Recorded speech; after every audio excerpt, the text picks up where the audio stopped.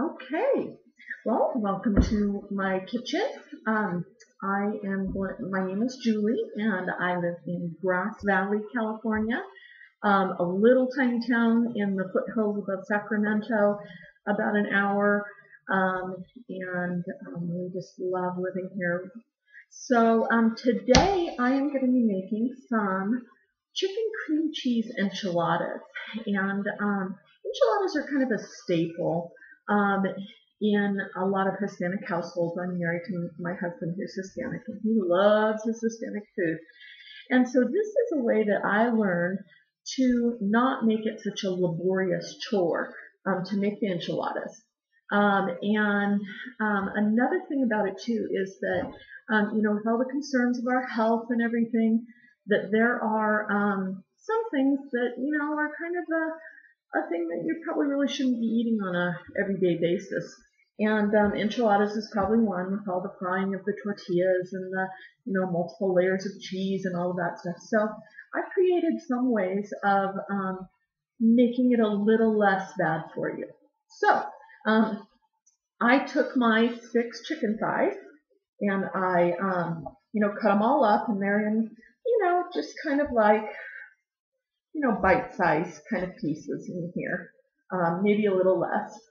You can also use a rotisserie chicken. If it's a weeknight, you're trying to be quick, that's a real good way. One entire rotisserie chicken shredded up would also be about the same amount of chicken. So then what I did is I took an entire onion, and I chopped it all up. And it's I started it in the pan and back up in here. Excuse me for turning my back, but I don't have a camera operator.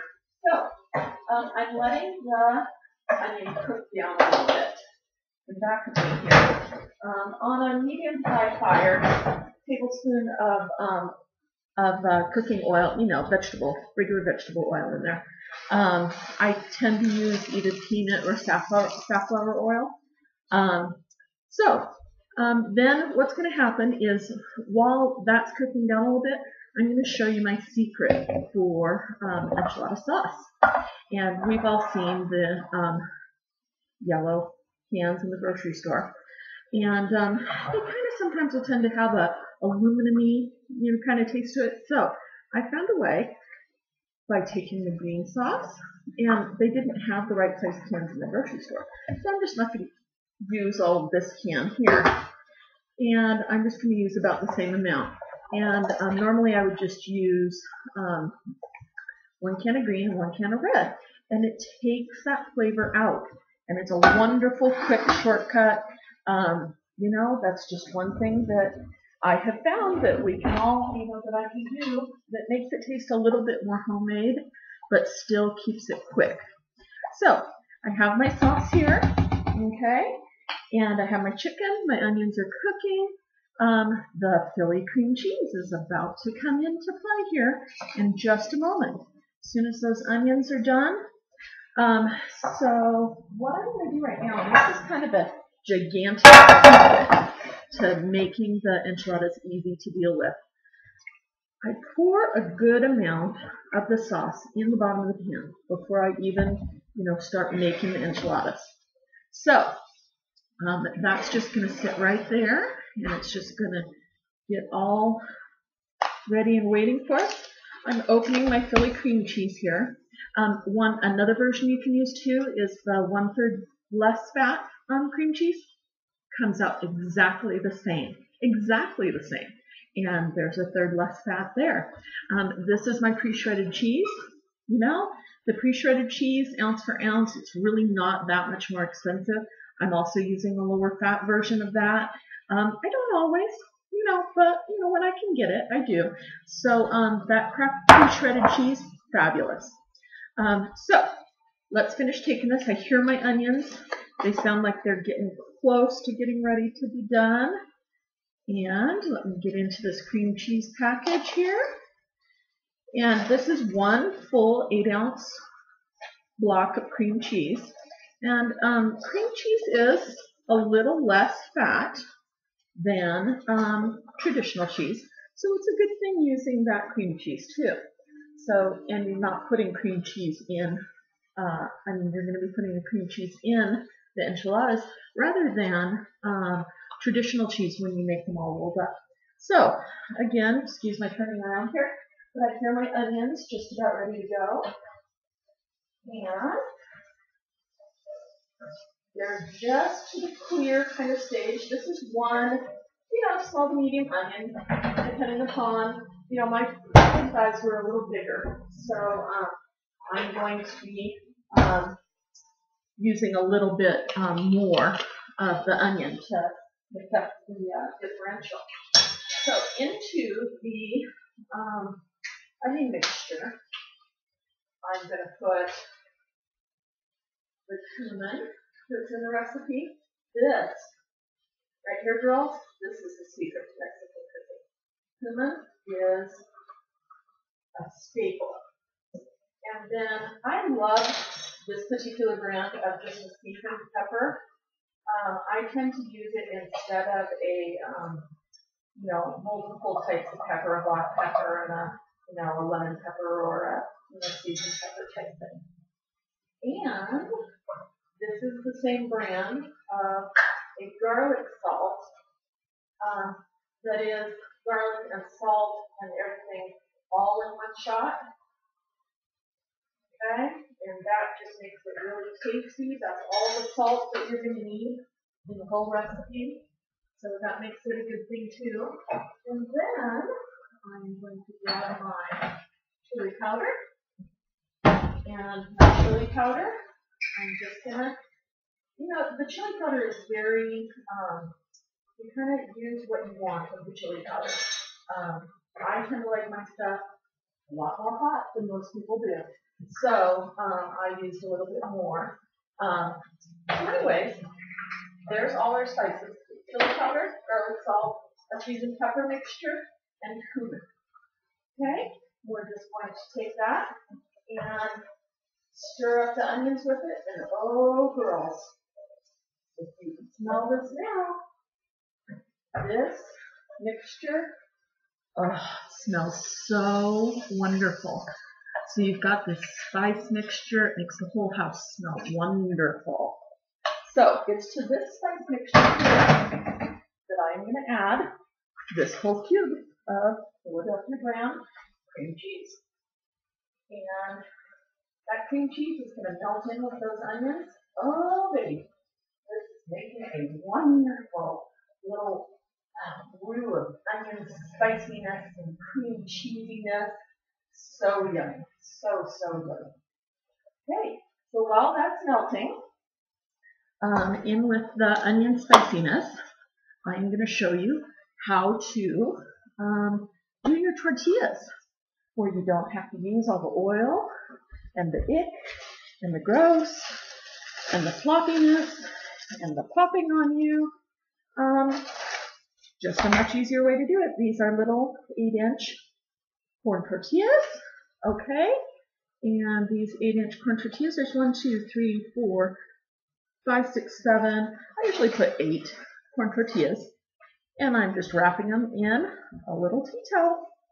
And in this little tea towel, I just wrap them up in a little package like this. Take the microwave, stick them in the microwave for 1 minute. Okay? When those come out, they'll be all nice and soft and pliable, and you don't even have to worry about a thing. So, from there, we're ready for this now. We're going to take our chicken, and here's where the chicken goes. In with the cream cheese, yum, onion, gooziness in here. This is when it gets hard not to be sticking my fingers in it, tasting it. Oh, so good. I have stopped at this point, and I used it in tacos. I used it in omelets in the morning. It's kind of one of those all-around basic yummy fillings. And it just gets this really nice texture with the chicken and stuff in here. So, here we go. Look at the dogs on the floor down here. Molly, she thinks that Mommy's going to get messy and drop something on the floor. And then she's a happy little dog. So, the simple as that. There's our filling. I'm going to grab our salsa. Let's grab our prepared salsa. And the prepared salsa is just going to go a little half cup of it. It's going to go right in here. Half cup of prepared salsa. And again, heat on that is totally up to you. If you want to use the mildest ever, or if you want to use, super hot, super hot salsa, then it's up to you. I use a medium just because, I already have the chili powder in there. So, we'll do look at this. Here is what your scrumptious filling is going to look like. Oh, so good.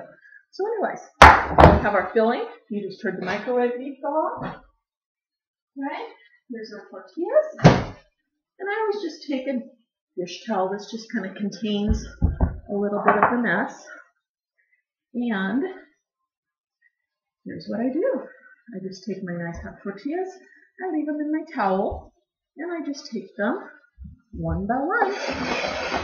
And I take a tortilla. And about 2 tablespoons worth of chicken. And I put it in the tortilla, just like that. And then you just take the tortilla and you just fold it and pull it back. I don't know if any of you have experience making burritos, but it's the same kind of thing as a burrito. And you just roll your enchilada like that.